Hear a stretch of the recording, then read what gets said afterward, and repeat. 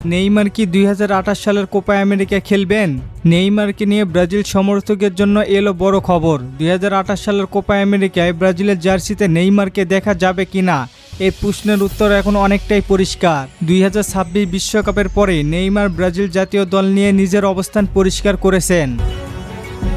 বিশ্বকাপ থেকে ব্রাজিল বিদায় নেওয়ার পর তিনি জানান জাতীয় দলের সঙ্গে তার সময় শেষ হয়ে গেছে।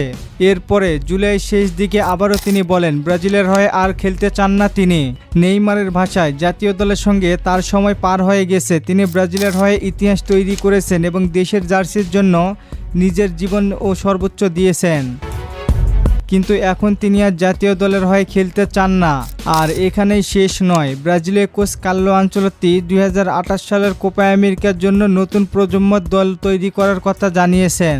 তার পরিকল্পনায় নেইমার, ক্যাসমিরো ও দানিলোর মতো অভিজ্ঞ খেলোয়াড়রা আর ব্রাজিলের ভবিষ্যতের পরিকল্পনার অংশ নন। অর্থাৎ 2028 সালের কোপা আমেরিকার দিকে ব্রাজিল নতুন প্রজন্ম খেলোয়াড়দের নিয়েই এগোতে চায়। নেইমারের জন্য এটি অবশ্যই একটি আবেগের মুহূর্ত, কারণ ব্রাজিলের হয়ে তিনি 130 ম্যাচে 80 গোল করেছেন। তিনি ব্রাজিলের ইতিহাসের সর্বোচ্চ গোলদাতা। ব্রাজিলের জার্সিতে তার ক্যারিয়ারে রয়েছে অসংখ্য স্মরণীয় মুহূর্ত, দুর্দান্ত গোল এবং বড় ম্যাচের পারফরম্যান্স। কিন্তু এখন সেই অধ্যায়ের শেষের দিকে চলে এসেছেন নেইমার জুনিয়র। 2028 সালে নেইমারের বয়স হবে 36 বছর, আর সেই সময় ব্রাজিলের নতুন প্রজন্ম নিজেদের জায়গা তৈরি করে ফেলবে। ভিনিসিয়াস জুনিয়র, রদ্রিগো গুয়েস, এনরিক সহ তরুণ তারকারাই এখন ব্রাজিলের আক্রমণ ভাগের বড় দায়িত্ব নিতে পারেন।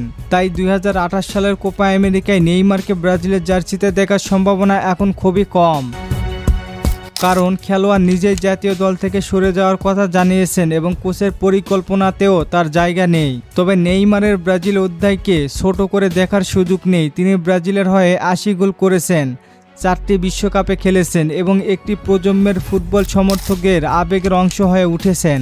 এখন প্রশ্নটা হলো 2028 কোপা আমেরিকায় নেইমারকে ছাড়া নতুন ব্রাজিল কতটা শক্তিশালী হবে?